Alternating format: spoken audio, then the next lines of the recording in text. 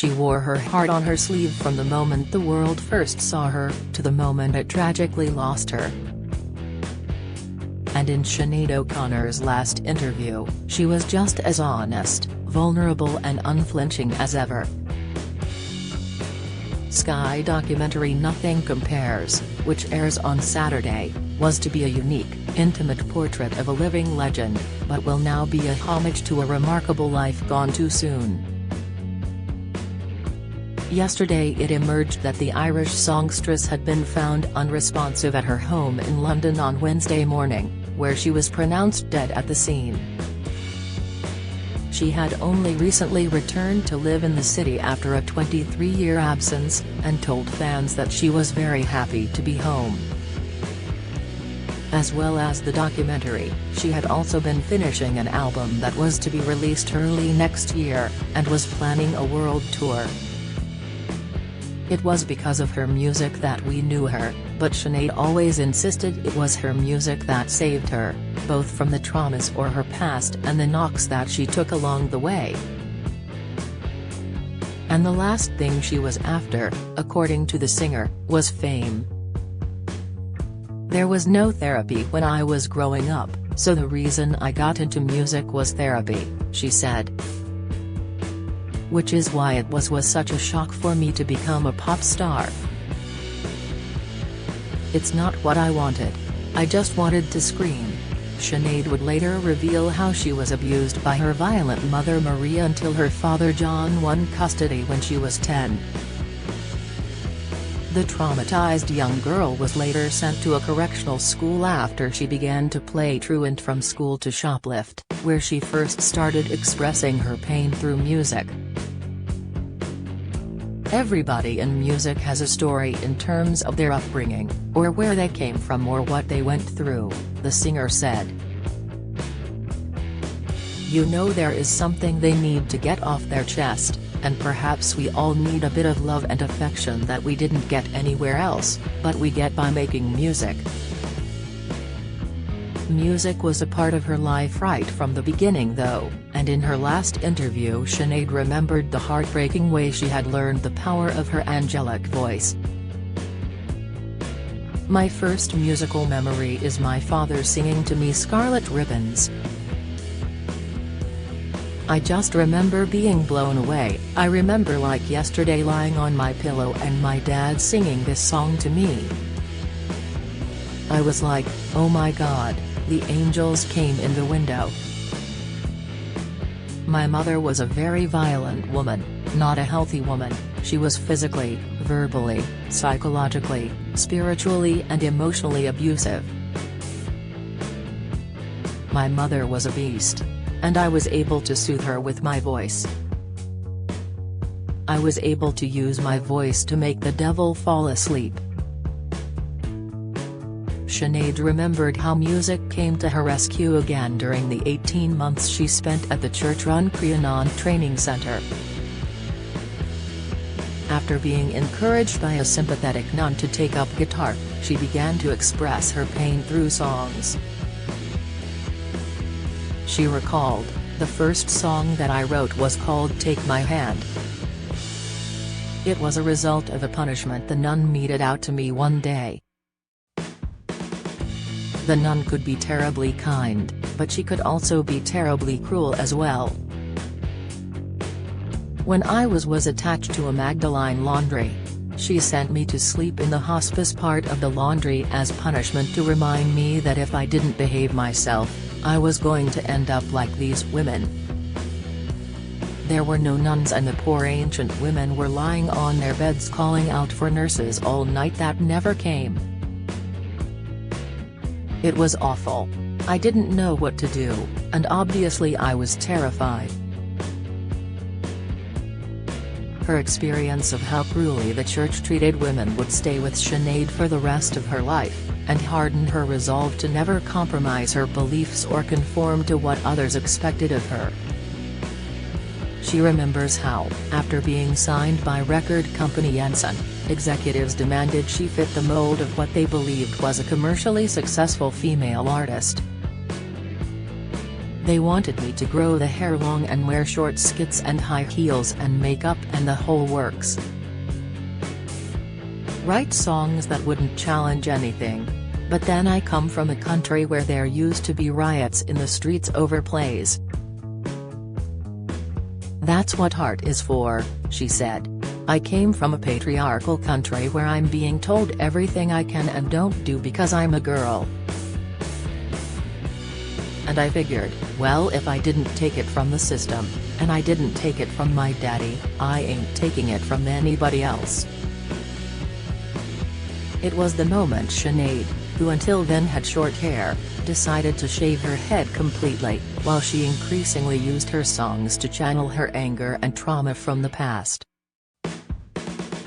They included her debut single Joy, from her first album The Lion and the Cobra in 1987, in which she remembered a cruel punishment meted out by her mother, who had died 3 years earlier in a car accident.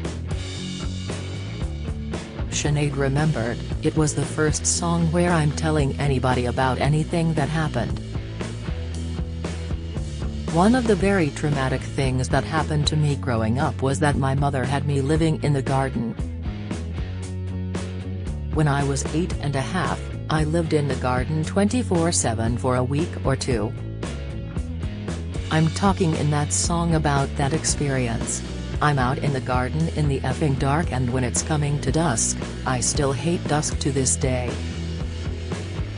And I'd be looking up at the only window at the side of the house where she'd have a light on, and I'd be screaming, begging her to let me in. And she wouldn't let me in. The light would go off.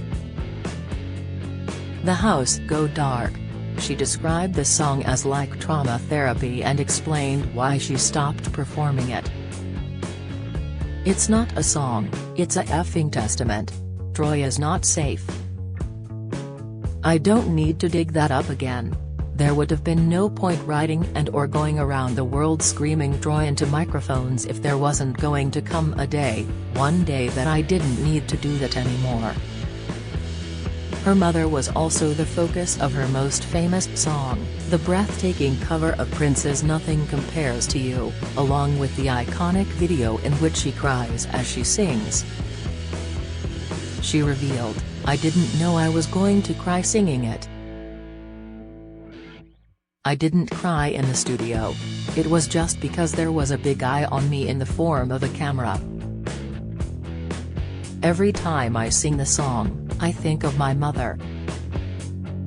I never stopped crying for my mother for, Jesus. I couldn't face being in Ireland for 13 years. It took me, I would say, 25 years to stop crying. So yeah, I was thinking of her. And I suppose my subconscious was thinking of that little girl that sat in the garden." She added, "I think it's funny that the world fell in love with me because of crying and a tear. I went and did a lot of crying and everybody was like, oh you crazy BTCH. But actually, hold on, you fell in love with that tear, that was a mirror." Her reputation at sticking two fingers up to convention won her admirers, but also detractors. Sinead said she understood why. The Irish effing constitution still contains the wording that a woman's place is in the home. So I was very lucky. From 1985 I was making my own living. So many people in this country, women in particular, had to say no, when they wanted to say yes, to themselves. Life can be very difficult for you, because people can't actually handle a woman doing anything different. At that time in Ireland, women weren't allowed to be angry. And I think that might have been hard for some of them, because they had spent their whole life saying no to themselves. The vitriol was at its worst after the singer tore up a photo of the Pope during her 1992 appearance on U.S. chat show Saturday Night Live. The global backlash effectively ended her career. 2 weeks later, She was greeted with loud booing as she walked on stage to performing a Bob Dylan tribute concert at Madison Square Garden. She ended up abandoning her planned song to instead scream over the audition a shouted rendition of War, stopping at a mention about child abuse to emphasize the reason for her protest against the Catholic Church. Sinead remembered, "This song was to be sung in a whisper and I knew that I couldn't because I wouldn't be heard. I would have been drowned out, I couldn't have that. Are you going to stand by me?" was almost what I felt God was saying to me. Are you going to effing stand by me or are you going to pussy out of here and walk off stage? It wasn't until 8 years later that she was vindicated when Pope Benedict XVI apologized to the victims of child abuse in Ireland. But by the time the singer had been shunned by the music world and dismissed by many as crazy. Far from regretting taking the controversial stand, Sinead said she was proud of what she did. She said, "I regret that people treated me like shit. And I regret that I was so wounded already that really killed me and hurt me. They all thought that I should be made a mockery of for throwing my career down the drain. I never set out to be a pop star. It didn't suit me being a pop star. So I didn't throw away any effing career that I wanted. It didn't change my attitude. I wasn't sorry. I didn't regret it. It was the proudest thing I've ever done, as an artist.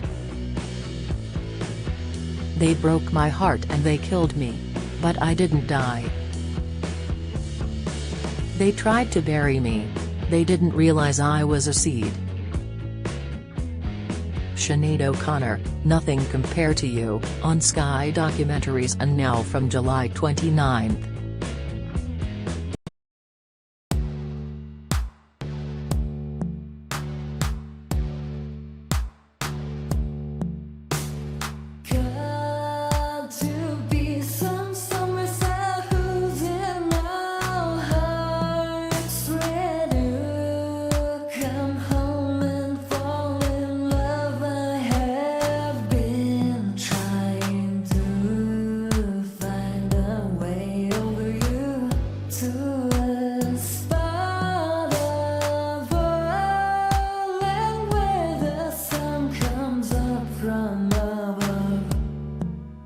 Now take